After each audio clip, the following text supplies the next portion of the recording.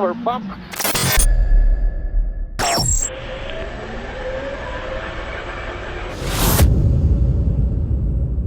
All right, so number 5 on my list for this year is another off-road adventure, but off-road and water, which was a trip that we took to Lake Powell. I've been to Lake Powell many times the past couple of years, but we've always done it on a houseboat. And this time we decided to go down with the Momentum toy hauler and all our Can-Ams and park right on the beach. So we were able to do all the Can-Am stuff that we wanted around there in the off-road area and be right on the lake and go do all the lake stuff. The moment there that really made this really fun was taking my buddy Sean and pulling him behind, by the way, world champ Sean Silvera, pulling him behind the Can-Am with a wakeboard rope, and basically I slingshotted him out to my super boat that was being driven along the shore, creating a wake. So he got slingshotted from my Can-Am out to the wake behind the Supra. So this is actually one of my favorite videos of the year. And I don't, it's like hard to put my finger on it, but it's just fun. Like you watch it, it just looks like it's like a really fun time. And it's like, you know, it's a little bit of, there's FOMO in it. So I was like, oh man, I wish I was there, that looks rad. And Colin's in that video, because he actually does a little bit of wake surfing as well. Yep, Colin surfs, he's at the last part of the video, he surfs a little. And so does Zach. Yep. Zach learned how to do it. Yeah, it was just a rad episode. It was rad working with those guys. But it was great working. We had to work with the national park. The national ranger came out and supervised what we were doing the whole time. And it was just very cool. Like Lake Powell is one of my favorite places in the entire world.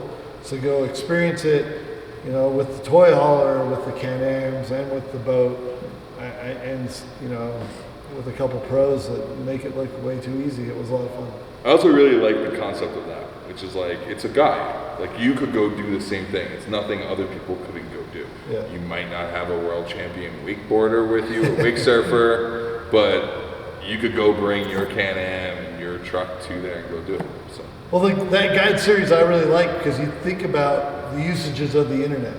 All the different ways that you could use it. Well, I think about, well, I've got a Can-Am. What are the cool places to go drive this thing? And then what's it like there? How do you get there? How do you camp? All that sort of thing. And that's what we're trying to supply with those episodes. And I really like doing that because I personally like that sort of content. I want to watch that. I want to learn from other people where I can go to do the things I like to do. So, will there be more in 2020 of those type of yeah, we were only able to do 3 this year. We started a little late, so the plan is to do 5 more next year. Right. And on that, number 4.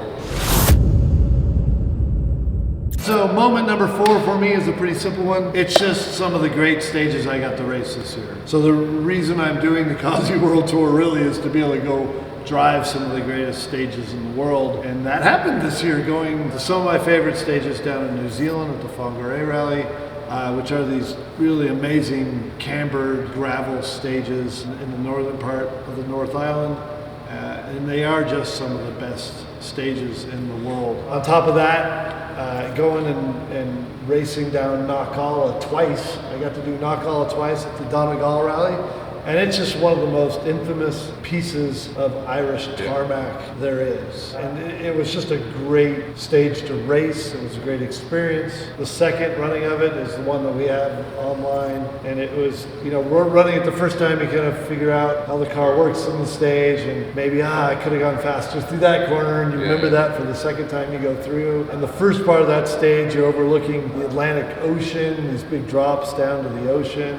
And then you turn inland and it gets to be more narrow and there's a jump. And then it gets even more narrow and bumpy. And it looks fake how fast we're going through it. But believe me, it's not fake. And then it comes off that and continues on through the countryside. And it's just an incredible stage. I've watched so much of your in-car. Like, it's an occupational hazard for me just watching Ken's in-car.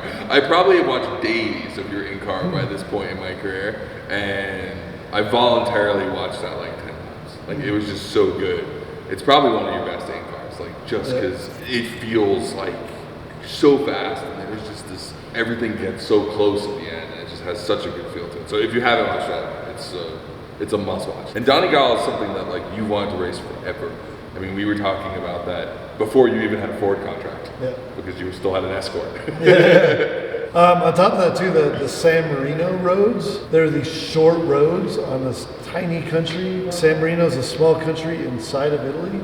And I did not know that. I just thought it was a town. yeah, no, It's San actually Marino is a small country. Oh, wow. And the roads themselves are, bad you know, time. narrow, bumpy, tarmac, similar to Ireland. And the stages are short, but there's so much fun. There's lots of hairpins, and there's just fans everywhere. A couple of stages are at night, and there's fireworks going off, and people with flares, and just thousands of people lining the stages. And there's people that are competing, and then there's people entered in competing, but they're doing donuts and a bunch of the corners where all the fans are. And, if you had to pick a best of all the roads, could you?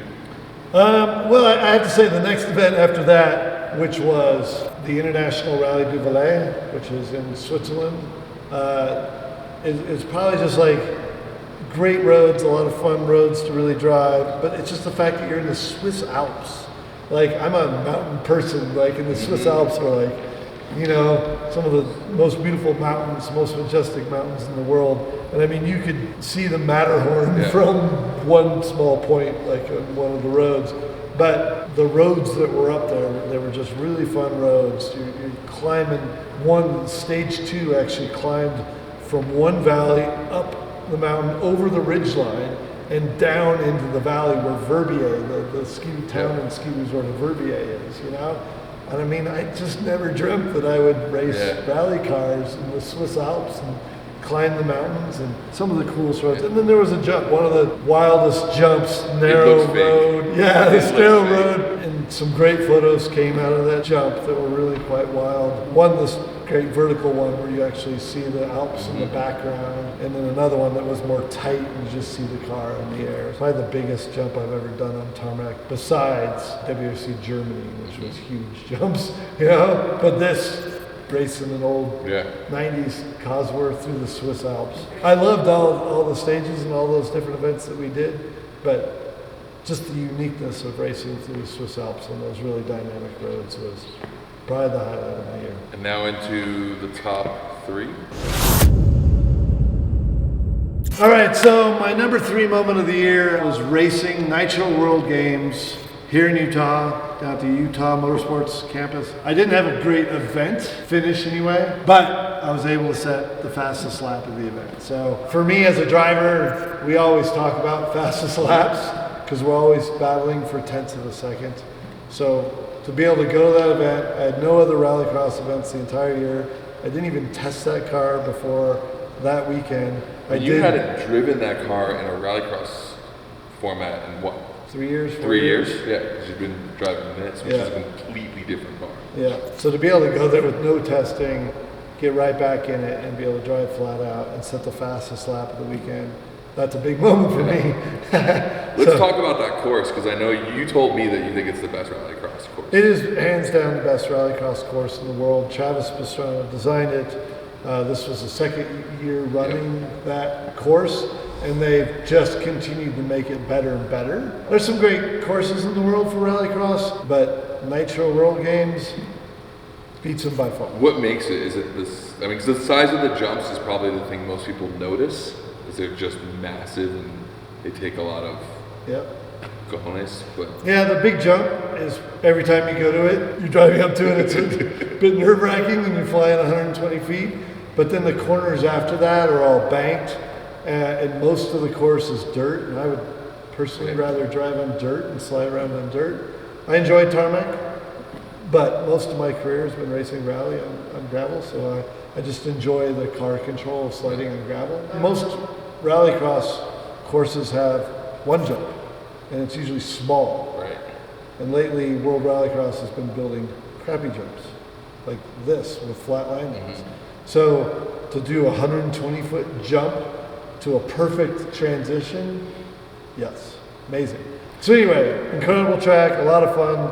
And that big jump, when I raced in 2018 in this car, I couldn't even take the big jump. That suspension was so bad on the rear of this car, I couldn't take the big jump. Yeah. So this year, it was rad. The Fiesta totally built to handle that. And the Fiesta had this motor, so Yeah. it was the best package. It was My favorite chassis that I worked years developing, best suspension. With this motor, which was a badass engine. With the Focus RSRX motor in it, Yep. which Ford Performance developed for us and was an incredible motor. Best part of Yep. that car. And that was kind of the thing that Arpin put together, right? So that was... Yep.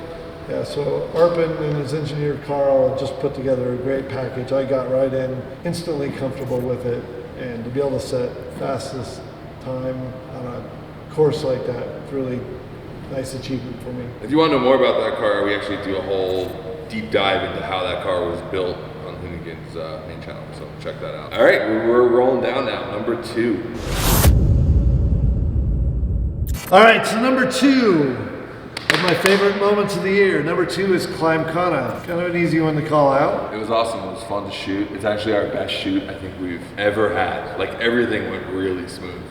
It went so smooth that on the last day, I was expecting our biggest disaster of all time. Like, everything went so well that at the end I was like, what's gonna happen? Because like the mountain's gonna just fall like through the earth. I don't know. Like, everything went really well. It was just a ton of fun to shoot. Yeah, well, the road is so dynamic and so cool. Driving that truck on it wasn't my favorite thing in the world because the truck's so big and it has such a short power band that if you watch that video, I'm shifting so fast because that power band's so short. So it was a bit manic driving the truck on that road. But visually, I think it paid off. Yeah. Because I actually didn't want to bring the truck. I thought it would be better to bring a smaller car because it would have just given you more room. But you were insistent on bringing the truck, and then you complained about it. But visually, I mean, you're going into corners where you're having rear proximity followed by front proximity, like into the corner, and then on both the entry and the exit. Yeah. So like normally when you slide a corner, you have exit proximity. It's where you get close to the exit and you come out. But you were like tapping on the entry on the rear, and then there's proximity on the front just because of how small the corner is, and then there's proximity on the exit as well. So it gives a different dynamic. Funny thing is the rear proximity on the entries, we didn't even realize till we started looking at some of the footage while we were there. Yeah. Or the team was coming back going, where'd you knock this off? So anyway, like that place was just so dynamic, and the way that the mountains look and the way that these guys were actually able to capture it through all the shots, including those just beautiful drone shots. And then the whole finish with the layered cake up at the top, which is just one of the most unique pieces of road in the world. So wild. Yeah, that, and then the finish up at the top with the Heaven's Gate hole. It's just one of the coolest projects we've ever been able to do. Yep. And something that you wanted to do for a long time. Yeah, and the whole experience, going to China, experiencing that culture there, working with those people, because you really experience a culture when you have to go work with the people. Yeah. I was there for a couple of weeks. Yeah. To really get into it. So that was really cool and different. McDonald's tastes really good in Shanghai.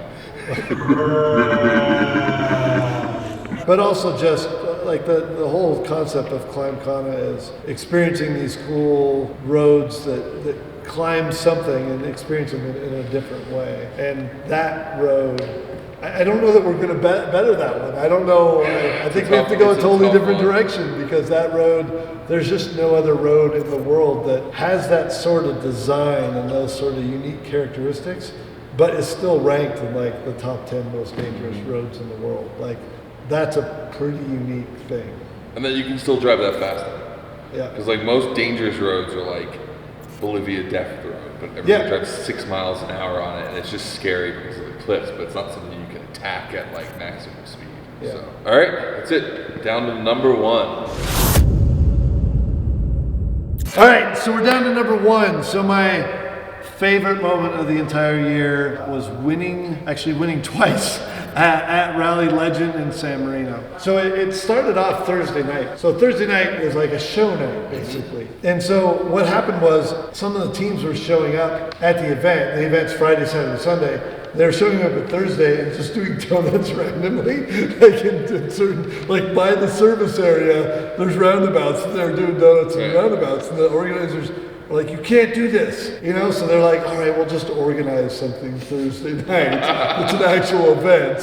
And so the fans could show up to it. So it was basically just organized tuning. They organized the top cars that the fans would want to see, top drivers, top cars. And I think there was like 10 or 12 of us that got to go out and do this. So there was 2 roundabouts with a straightaway in between, and they'd send each 2 cars at a time off in opposite directions.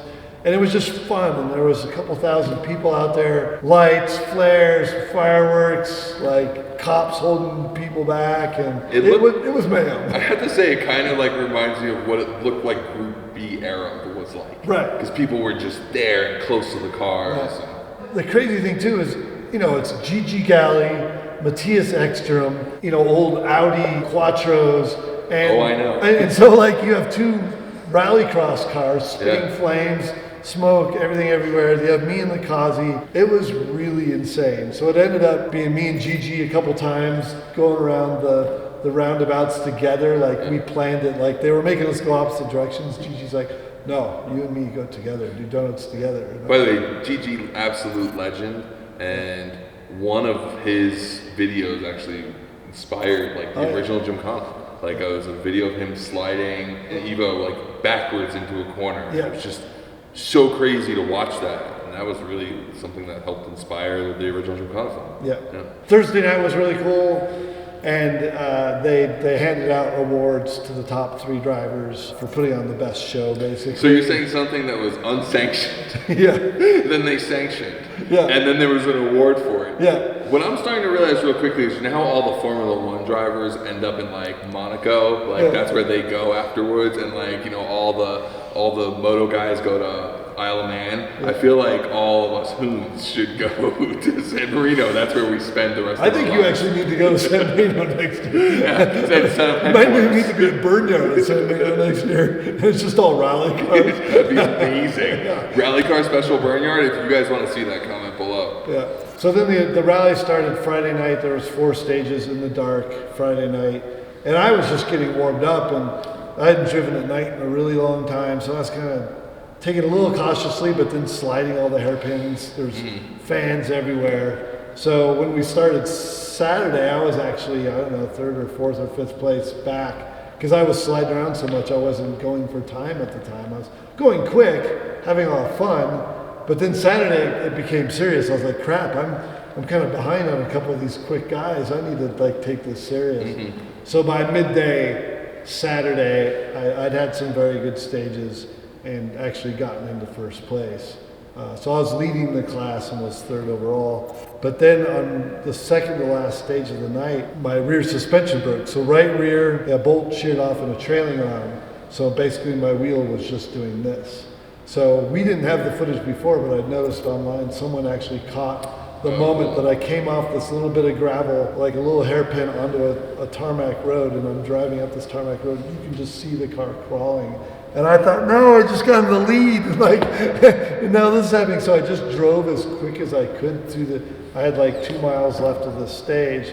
So I just drove as quick as I could, but being as safe as I could, because it was really quite uncontrollable going down the stage. And I ended up only losing about 30 seconds, but I was 15 seconds in the lead. So I only had to make up 15 seconds on the last stage that night and then the rest of Sunday. So it kind of put more pressure back on me again. So then I just had to drive flat out the rest of the event and ended up winning by like 5 seconds or something. It was such a fun event. The crowd was insane. Like the fans were just great. There were so many other great drivers there, from Mickey Biazon to Thierry Neuville, who won the event in his current WRC car. But that event and winning, that was just really my favorite moment of the year. It was an entire package altogether. It was just such a great weekend, and to be able to take the win on that final Sunday was just great. Hands down the one event that I'm totally bummed I missed. So I wanted to go sniff wake skates on Group B cars. So bummed I wasn't there. Well, hopefully we go back next year or the year after. You'll have to come. Yeah. I think it's actually, as far as rally is concerned, it's the perfect event to have some sort of Hoonigan presence at. Absolutely. Well, on that, we're done. That's the top 10. So thanks for watching. Thanks for watching along the whole year. Appreciate it. If you have any events that you think I should do in the future that I'm missing out on, comment below. And look forward to 2020. Speaking of 2020, so there's a few other things I want to tell you guys about that's really special and secret.